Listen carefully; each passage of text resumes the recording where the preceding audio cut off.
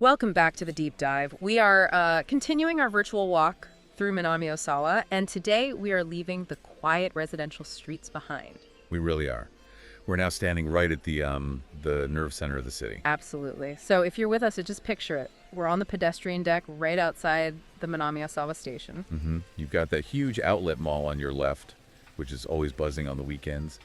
And on the right, the campus of Tokyo Metropolitan University. It's a totally different vibe from the last episode. That felt like a sleepy European-style village. This feels like early 90s sci-fi. It really does. That specific kind of bubble-era futurism, clean lines, lots of concrete, and this feeling of, well, optimism. But we're not here for the shopping. We are here because of this massive structure looming over the main intersection. I was looking at it on a satellite view, and you just can't miss it. It looks like a giant concrete donut hovering over the traffic. That is the Rinbu Bridge, or in Japanese, the Rinbu Hodokyo. The Rinbu Bridge. And you're right to focus on it. You know, for most people, it's just a way to cross the street without waiting for a light. But if you stop and actually look at it, it's probably one of the most over-engineered and philosophically dense pieces of public works in all of Western Tokyo. Okay, let's start with the name then. Rinbu. That's not a typical name for a bridge. I looked it up, and it translates to something like rondo or round dance. Exactly. Round dance. It's a surprisingly poetic name for a slab of concrete. It is, but is it just poetic? No, it's actually quite literal. A rondo in music, or a round dance, is all about a circular structure, a theme that keeps coming back to itself. And visually, that is exactly what this bridge is doing. Right, it's not a straight line from point A to point B. Which would have been so much cheaper and faster to build. That's the thing that struck me. It's actually less efficient. To cross the street, you have to walk further along the curve than if it were just a straight walkway. Precisely. The design prioritizes the experience over pure utility.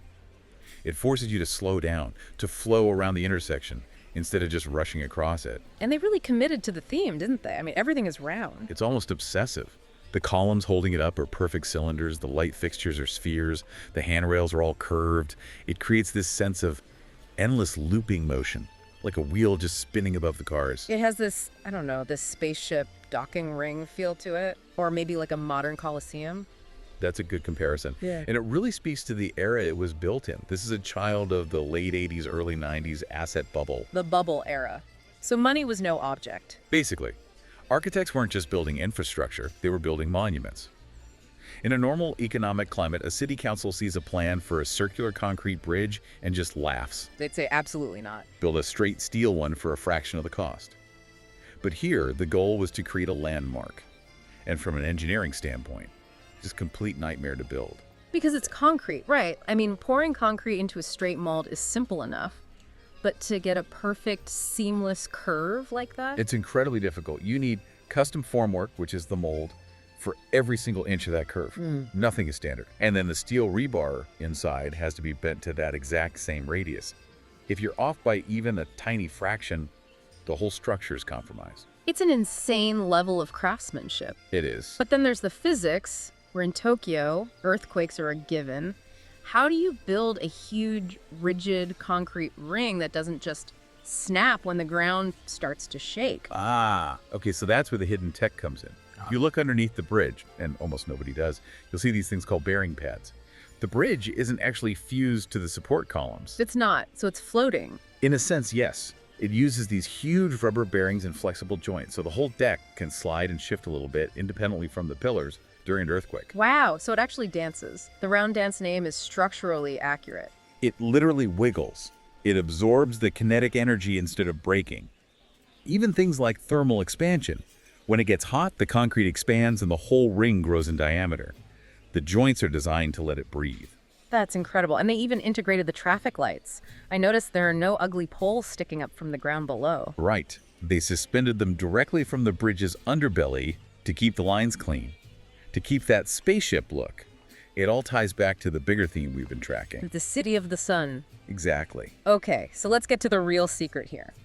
The engineering is amazing, but what makes this bridge a deep dive subject is what's hidden in plain sight. on the floor. This is the part that blows my mind, because I promise you, thousands of people walk across this every single day and they never ever notice it. So if you're picturing this with us, look down at your feet. The pavement is made of these nice tiles, kind of a mosaic pattern. Sounds like decoration. It does. Yeah.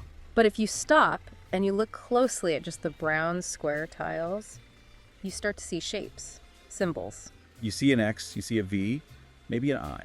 They're Roman numerals. Correct. And they are not placed there randomly just for some kind of, European feel.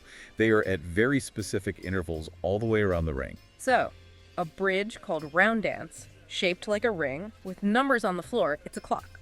It is a massive structural sundial. The entire bridge was designed from the ground up to be a time-telling device. That is audacious. It's brilliant. The bridge itself, the railings, the pillars, they act as the gnomon. That's the part of a sundial that casts the shadow. Right. So as the sun moves across the sky, the shadows from the structure sweep across the deck. And at certain times of the day, those shadows line up perfectly with the Roman numerals on the ground. That completely reframes the entire structure. It's not just a walkway anymore. You're walking inside a giant astronomical instrument. You are literally walking on a machine that tracks the rotation of the Earth. And this brings us back to that aerial view you mentioned. From a satellite, the tile pattern radiates out from the center. The whole bridge is designed to look like a giant sun. Which connects directly back to what we found in the last episode. At the Colline housing complex, we found that little sun emblem hidden in the bricks. We found the text about 191 sunflowers. We did. We were finding these little hints. And we theorized the planners were building a city of the sun. And here it is. This is the confirmation. We've moved from subtle clues in a quiet residential block to this massive, undeniable declaration right in the middle of town. The planners were building a conceptual universe. It's like they were trying to manufacture a soul for the city. Minami-Osawa is a new town, right? It was planned on a spreadsheet in the 80s. It didn't grow organically. And those places can feel so sterile. That's the common criticism, that they're just bed towns where you sleep but don't really live. Yeah. But here, it seems like the architects were actively fighting against that. They wanted to give the residents a mythology. A sense of place. Exactly. By embedding these celestial themes, the sun, time, the universe, into the very concrete, they connect your daily commute to something much, much bigger. So when you stand on that bridge, you're not just in a suburb. You're in a solar temple that's disguised as a pedestrian walkway. I love that. A solar temple. And it forces a different relationship with nature. In a normal city, you ignore the sun. Here, the sun is the battery that makes the architecture work. If it's a cloudy day, the bridge turns off. The clock turns off. It only works when the cosmos cooperates. I have to ask, though, does it actually work? I mean, is it accurate? Well, let's be real. Lots It's of probably not going to replace your smartphone for telling time. It's more symbolic. Yeah.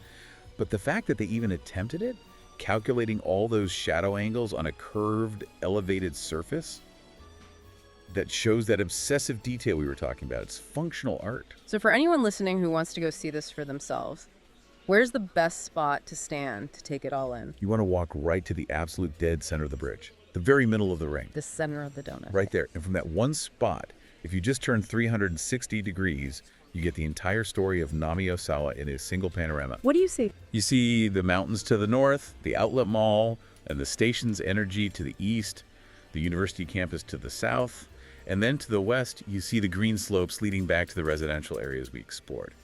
It's the perfect spot to understand the city's balance. And that optimism we mentioned, standing there, it really does feel like this 1990s vision of the future. But what's interesting is where the path leads next.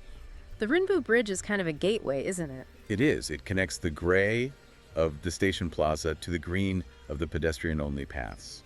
And I've looked ahead at our notes for the next deep dive. We're about to see a major color shift from the gray concrete of the sundial to bright pink. That's right. We're heading towards the Sakura Pedestrian Bridge. Another bridge. Another bridge, but with a completely different philosophy. If Rinbu is about the sun and geometry, the Sakura Bridge is all about nature and the changing of the seasons. It leads you into one of the most spectacular cherry blossom tunnels in the area. A tunnel of flowers. Literally. In the spring, the whole world just turns pink. It's the soft, organic counterpoint to the hard, structural sundial we've just been standing on. This city really does seem to be built on these dualities.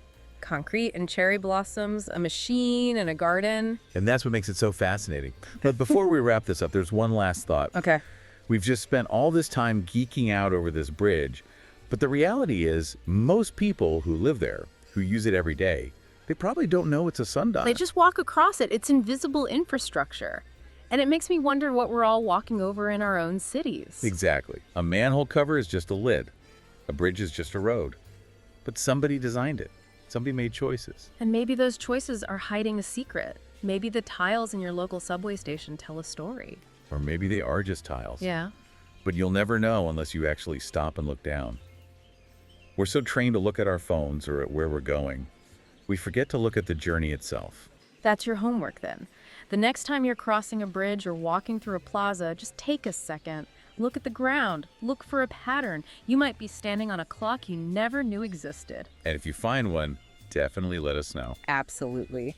Join us next time as we leave the concrete sun and walk into the pink tunnel. You won't want to miss the Sakura tour. See you then.